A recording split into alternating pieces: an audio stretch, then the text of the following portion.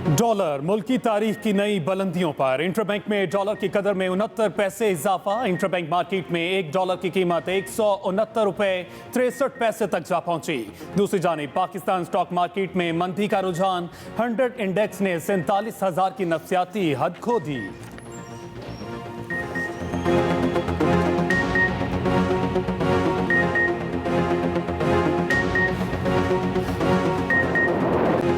महंगाई की एक और लहर आने को तैयार। पेट्रोलियम मसनूआत फिर महंगी करने की तैयारी। 10 रुपये लीटर तक इजाफे की समरी तैयार। हाई स्पीड डीजल की कीमत में 10.5 रुपये इजाफे की तजवीज़। पेट्रोल 1 रुपये फी लीटर महंगा करने की सिफारिश। मिट्टी का तेल 5.5 रुपये महंगा करने की तजवीज़। हतमी फैसला वजीर आज़म करेंगे।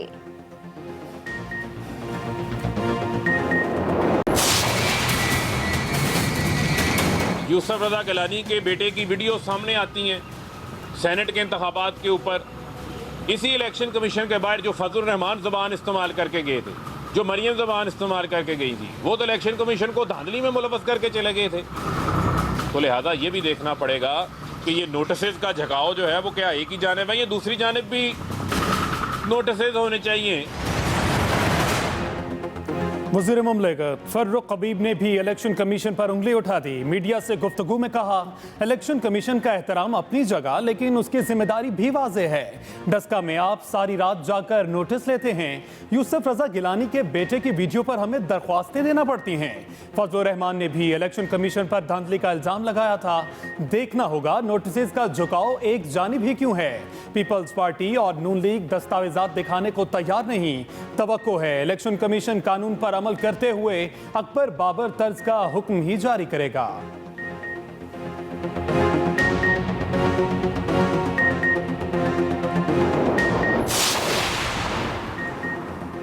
सुप्रीम कोर्ट ने चीफ इलेक्शन कमिश्नर की तकरीरी के खिलाफ आईनी दरख्वास्त खारिज कर दी। कायम मकाम चीफ जस्टिस ने रजिस्ट्रार ऑफिस के एतराज़ात बरकरार रखे। रिमार्क्स ये दरख्वास्त में आईनी तरमीम को चैलेंज किया गया है। आइन के मुताबिक किसी आईनी तरमीम को चैलेंज नहीं किया जा सकता। आईनी नुक्ता उठाने पर दरख्वास्त गुजार की कोशिश को सराहते हैं।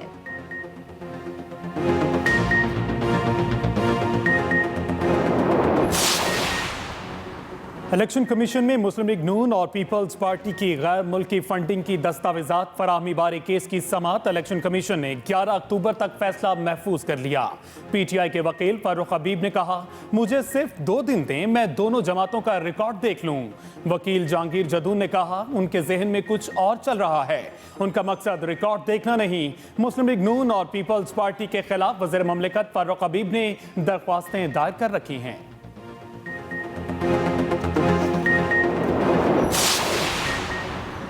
पीपल्स पार्टी और एएनपी के वफ्द की चीफ इलेक्शन कमिश्नर से मुलाकात। वफ्द के अरकान की चीफ इलेक्शन कमिश्नर से इलेक्ट्रॉनिक वोटिंग मशीन समेत मुख्तलिफ अमूर पर बातचीत। वफ्द में पीपल्स पार्टी के नैयर बुखारी, फरतुल्ला बाबर, शहरी रहमान और अवामी नेशनल पार्टी के अमल वली वफ्द में शामिल हैं।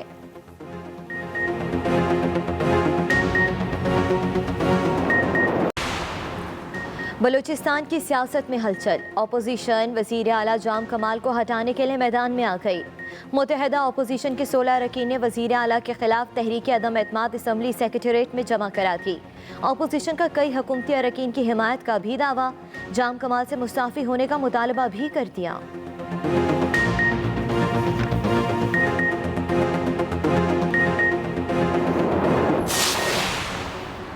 अदम एतमाद की तहरीक की कोई परवाह नहीं। अगर मेरी जमात और इत्तेहादी साथ हैं तो अपोजिशन से फ़र्क नहीं पड़ता। वज़ीर आला बलूचिस्तान जाम कमाल का अदम एतमाद की तहरीक पर रद्द-ए-अमल। जाम कमाल ने ट्वीट किया, जिस दिन मेरी जमात और इत्तेहादियों की अक्सरियत ने अदम इस्तेहकाम किया तो चला जाऊंगा। पार्टी और इत्तेहादियों के साथ ना होने पर मुझे ऐवान का सरबराह होने का हक नहीं होगा।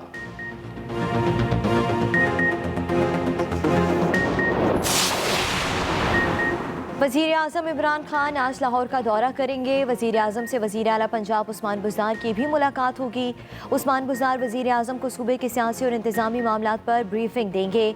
वज़ीर आज़म गवर्नर और वज़ीर आला हाउस में अहम इजलासों की सदारत करेंगे।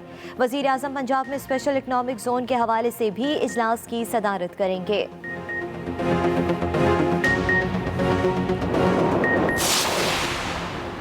मुस्लिम लीग नून का तंजीमी इजलास आज लाहौर में होगा। पार्टी सदर शहबाज शरीफ, मरियम नवाज, हमजा शहबाज समेत मरकजी रहनुमा इजलास में शिरकत करेंगे।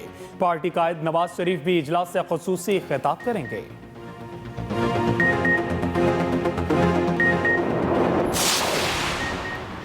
आम इंतखाबात इलेक्ट्रॉनिक वोटिंग मशीन से कराने के खिलाफ दरख्वास्त के काबिल समात होने पर फैसला महफूज। दुरान समात chief justice Islamabad high court ने पूछा, इलेक्ट्रॉनिक वोटिंग मशीन के जरिए इंतखाबात के लिए कानून साजी तो नहीं होगी? अभी ये दरख्वास्त कबल अस वक्त नहीं, अभी तो इस पर बहस हो रही है। मैं ऑर्डर कर दूंगा, आपको इलेक्शन कमीशन के एतराज़ात की कॉपी मिल जाएगी।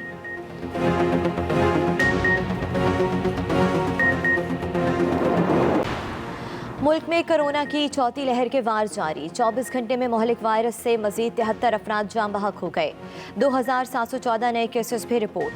NCOC के मुताबिक मुस्बत केसेस की शरह 4.78% रही। मुल्क में कोरोना के 5122 मरीजों की हालत तशवीशनाक है।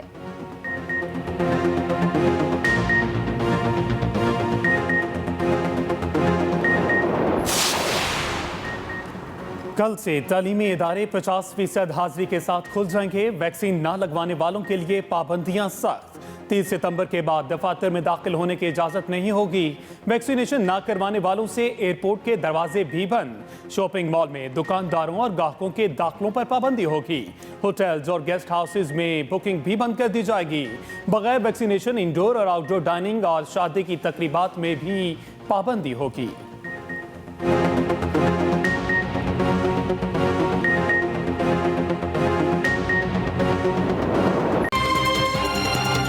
हमारा इशू ये, हमने पिछले चंद साल में हमने लोगों की इनकम्स नहीं बढ़ाई और आमदनी जब ना बढ़े तो बोझ ज्यादा नजर आता है। अब हम कैश सब्सिडी देंगे आटे के लिए, चीनी के लिए, घी के लिए, दालों के लिए। और अच्छी न्यूज ये है कि हमने जो वीट है उसकी जो रिलीज प्राइस है वो 1950 रुपया कर दी है। उससे जो है आप देखेंगे कि अगले चंद दिनों में आटे की कीमत गिरेगी और इंशाल्लाह काफी गिरेगी। नाहली के बाइस महंगी चीनी खरीदी गई। वजीर खजाना शौकत तरीन का एतराफ। महंगाई की वजह कोरोना और IMF प्रोग्राम को करार दे दिया। आटा, चीनी और दालों पर कैश सब्सिडी देने का ऐलान। शौकत तरीन कहते हैं, रुपए की कदर में कमी से कर्जों में इजाफा हुआ। IMF को कामयाब पाकिस्तान प्रोग्राम के लिए रजामंद कर लिया। प्रोग्राम इसी महीने शुरू होगा। चंद दिनों में आटे की कीमत में कमी लाने का भी दावा। वजीर मुमलिकत फारूक हबीब बोले कि किसी को भी गिरा फरोशी की इजाज़त नहीं दी जाएगी।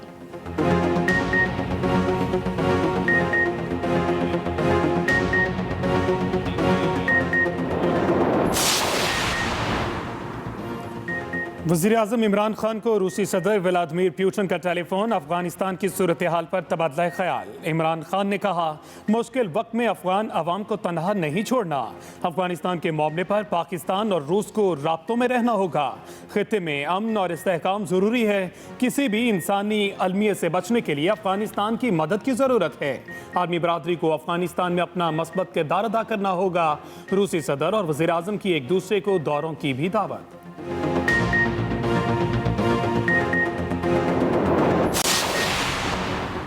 अलकायदा ने फिर अफगानिस्तान का रुख कर लिया। अमरीकी इंटेलिजेंस हुकाम का दावा, दोबारा अमरीका के लिए खतरा बनने का खदशा जाहिर कर दिया।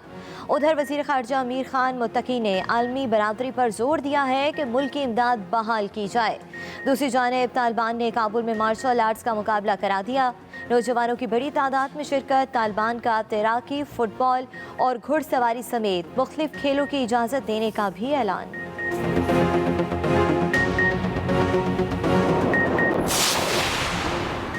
Army chief general Qamar Javed Bajwa का पनवाकिल का दौरा। ISPR के मुताबिक आर्मी चीफ को सहरा में फॉर्मेशन की तरबियत और पेशा वाराना तैयारियों पर ब्रीफिंग दी गई। जनरल कमर जावेद बाजवा ने कहा, भरपूर जवाबी कार्रवाइयों के लिए मुख्तलिफ शोबों में मौसर हमआहंगी जरूरी है। आर्मी चीफ की सिपाही हिजबुल्लाह जतोई शहीद के घर आमद, दर्जात की बुलंदी के लिए दुआ की। आर्मी चीफ ने हिदायत की कि दिफाए वतन पर जान कुर्बान करने वालों के खानदानों की बहबूद को यकीनी बनाया जाए। आर्मी चीफ ने सरसब्ज शादाब पाकिस्तान मुहिम के तहत पौधा भी लगाया। डॉलर की कदर में इजाफे का रुझान जारी। इंटरबैंक में डॉलर की कदर 69 पैसे बढ़कर गई इंटरबैंक मार्केट में डॉलर का लेन देन 169.63 में होने लगा। माहिरीन का कहना है कि इजाफे से दरामदात महंगी हो जाएंगी, जिससे न सिर्फ अदायगियों के तवाजुन पर बोझ पड़ेगा बल्कि महंगाई में भी इजाफा होगा। डॉलर की कदर में इजाफे का रुझान जारी है। इंटरबैंक में डॉलर की कदर 69 पैसे बढ़ गई है। इंटरबैंक मार्केट में डॉलर का लेन देन 169.63 में होने लगा। माहिरीन का कहना है कि इजाफे से दरामदात महंगी हो जाएंगी, जिससे न सिर्फ अदायगियों के तवाजुन में बोझ पड़ेगा बल्कि महंगाई में भी इजाफा होगा। डॉलर की कदर इजाफे का रुझान जारी है। इंटरबैंक में डॉलर की कदर 69 पैसे बढ़ गई है। इंटरबैंक मार्केट में डॉलर का लेन देन 169.63 में होने लगा है। माहिरीन की तरफ से कहा जा रहा है कि इजाफे से दरामदात महंगी हो जाएंगी। सलमान शाह माहिरीन मईशियात हमारे साथ मौजूद है। सलमान साहब, सबसे पहले तो आपके कीमती वक्त का बहुत शुक्रिया। डॉलर की ऊंची उड़ान कंट्रोल नहीं किया जा रहा, क्या बुनियादी वजूहात हैं जिसके बाइस डॉलर की जो कदर है वो बढ़ती ही जा रही है? देखिए, इसकी सबसे बेसिक वजह तो ये है कि हमारी इस वक्त इंपोर्ट्स जो हैं वो बहुत ज़्यादा बढ़ रही हैं और उस लिहाज से हमारी एक्सपोर्ट्स उतनी नहीं बढ़ रही जितनी इंपोर्ट्स बढ़ रही हैं और करंट अकाउंट डेफिसिट बढ़ रहा है। इसका प्रेशर आता है डॉलर की कीमत पे, क्योंकि डॉलर की कीमत अब डिटरमिन होती है सप्लाई और डिमांड से कि मार्केट में कितनी उसकी डिमांड है और कितनी उसकी सप्लाई है। तो उसके मुताबिक जो है इस वक्त डिमांड डॉलर्स की बहुत ज़्यादा है, तो इसलिए उसकी कीमत जो है ये ऊपर जा रही है। स्टेट बैंक इसको कंट्रोल करने में उसके पास रिजर्व्स चाहिए और वो रिजर्व्स जो हैं कम से कम 6 महीने के होने चाहिए, जिससे पहले वो इंटरवेंशन कोई मीनिंगफुल नहीं कर सकता। तो अभी कुछ कोशिश की है स्टेट बैंक ने, लेकिन उसका इतना कोई खातिर नहीं रिजल्ट आया। जी अच्छा सलमान साहब, यहाँ पर ये बताइएगा कि आम शहरी के लिए क्या मुश्किलात आप देख रहे हैं और क्या असरात मुरतब होने वाले हैं? देखिए, एक तो बात यह है कि जब डॉलर की कीमत बढ़ती है और हमारी इंपोर्ट्स में सबसे इम्पोर्टेंट जो इंपोर्ट है वो हमारी एनर्जी है। एनर्जी में गैस भी इंपोर्ट होती है, तेल भी इंपोर्ट होता है, फिर खुर्दोनोश की बहुत सी चीज़ें हैं वो भी इंपोर्ट होती हैं। एक तो ये इन चीज़ों की वैसे ही दुनिया में कीमतें बहुत बढ़ गई हैं और इसके साथ साथ अगर डॉलर भी बढ़ जाएगा तो इनकी कीमत जो है वो पाकिस्तान में इन्फ्लेशन करेगी और इन्फ्लेशन जो है वो फिर आम आदमी के ऊपर उसका बहुत नेगेटिव इम्पैक्ट आता है। तो इस वक्त यही है कि कोशिश ये की जाए कि ज़्यादा से ज़्यादा इम्पोर्ट सब्स्टिट्यूशन की जाए। जो चीज़ें हम इंपोर्ट करते हैं उनको हम डोमेस्टिकली सोर्स करें।